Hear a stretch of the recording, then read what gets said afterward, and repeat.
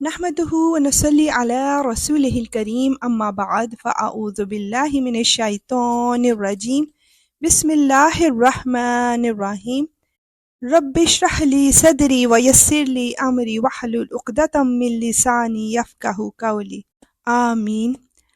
السلام علیکم ورحمۃ اللہ وبرکاتہ۔ اللہ سبحانہ و تعالی ہم سب کو دین، دنیا اور آخرت کی بے شمار بھلائیاں نصیب فرمائے، آمین۔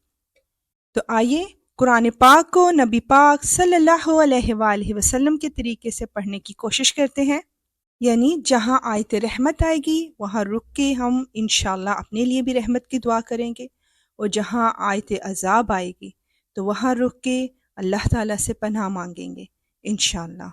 سورہ عمران کی آیت 160 میں ہم جانیں گے کہ اصل مدد کہاں سے آتی ہے۔ شروع اللہ کے نام سے جو بڑا مہربان نہایت رحم والا ہے۔ اگر اللہ تمہاری مدد کرے تو کوئی تم پر غالب آنے والا نہیں، اور اگر وہ تمہیں تنہا چھوڑ دے تو کون ہے جو اس کے بعد تمہاری مدد کرے۔ اور مومنوں کو چاہیے کہ وہ اللہ ہی پر بھروسہ رکھے۔ بے شک یا رب العالمین ہم تجھی پر بھروسہ رکھتے ہیں، اور ہمیں لمحہ بھر کے لیے بھی اکیلا نہ چھوڑنا۔ آیت 161 to 163 میں پروفٹس کی کوالٹیز بتائی جا رہی ہیں۔ اور کسی نبی سے یہ نہیں ہو سکتا کہ وہ مال غنیمت میں خیانت کرے، اور جو کوئی خیانت کرے گا وہ قیامت کے دن وہ چیز لے کر آئے گا جو اس نے خیانت کر کے لی ہوگی، پھر ہر شخص کو اس کے کیے کا پورا پورا بدلہ دیا جائے گا، اور کسی پر کوئی ظلم نہیں ہوگا۔ بھلا جو شخص اللہ کی خوشنودی کا تابع ہو وہ اس شخص کی طرح ہو سکتا ہے جو اللہ کی طرف سے ناراضی لے کر لوٹا ہو، اور جس کا ٹھکانہ جہنم ہو، اور وہ بہت برا ٹھکانہ ہے۔ اللہم اجرنی من النار۔ اللہ کے نزدیک ان لوگوں کے درجات مختلف ہیں، اور جو کچھ یہ کرتے ہیں اللہ اس کو خوب دیکھتا ہے۔ یا رب العالمین جو برائیاں بھی ہم میں پیدا ہو گئی ہیں تو اپنی رحمت اور فضل کے ساتھ ان کو ان خوبیوں میں بدل دے جو تو ہم میں دیکھنا چاہتا ہے، جسے دیکھ کر نبی پاک صلی اللہ علیہ وآلہ وسلم ہم سے خوش ہو جائیں۔ آیت 164 میں امت مسلمہ کے لیے بہت ہی خوبصورت میسج ہے۔ حقیقت یہ ہے کہ اللہ نے مومنوں پر بڑا احسان کیا کہ ان کے درمیان انہی میں سے ایک رسول بھیجا جو ان کے سامنے اللہ کی آیتوں کی تلاوت کرے، انہیں پاک صاف بنائے، اور انہیں کتاب اور حکمت کی تعلیم دے، جبکہ یہ لوگ اس سے پہلے یقیناً کھلی گمراہی میں مبتلا تھے۔ بے شک یا رب العالمین تا قیامت قرآن و سنت ہمارے لیے بہترین رہنمائی کا ذریعہ ہے، اور جب جب انسان نے اس سے منہ موڑا وہ ذلیل و خوار ہو کر گمراہ ہو گیا۔ استغفر اللہ۔ آیت 165 to 168 میں جنگ احد میں شکست کی وجہ اور حکمت بیان کی جا رہی ہے۔ جب تمہیں ایک ایسی مصیبت پہنچی جس سے دگنی تم دشمن کو پہنچا چکے تھے، تو کیا تم ایسے موقع پر یہ کہتے ہو کہ یہ مصیبت کہاں سے آ گئی؟ کہہ دو کہ یہ خود تمہاری طرف سے آئی ہے، بے شک اللہ ہر چیز پر قادر ہے۔ اور تمہیں جو مصیبت اس دن پہنچی جب دونوں لشکر ٹکرائے تھے وہ اللہ کے حکم سے پہنچی تاکہ وہ مومنوں کو بھی پرکھ کر دیکھ لے، اللہ اکبر، اور منافقین کو بھی دیکھ لے۔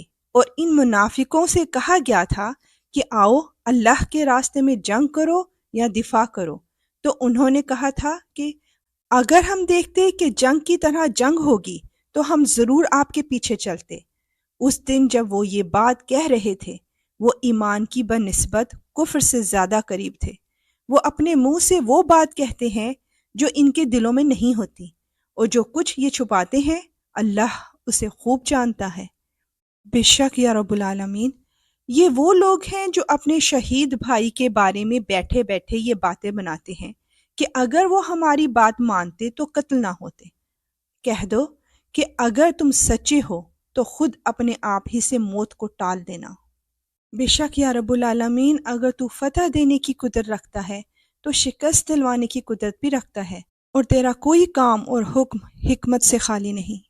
آیت 169 to 171 میں ہم دیکھیں گے کہ شہداء کو کن انعامات سے نوازا جاتا ہے، اور اے پیغمبر صلی اللہ علیہ وآلہ وسلم، جو لوگ اللہ کے راستے میں قتل ہوتے ہیں انہیں ہرگز مردہ نہ سمجھنا، بلکہ وہ زندہ ہیں، انہیں اپنے رب کے پاس رزق ملتا ہے۔ سبحان اللہ۔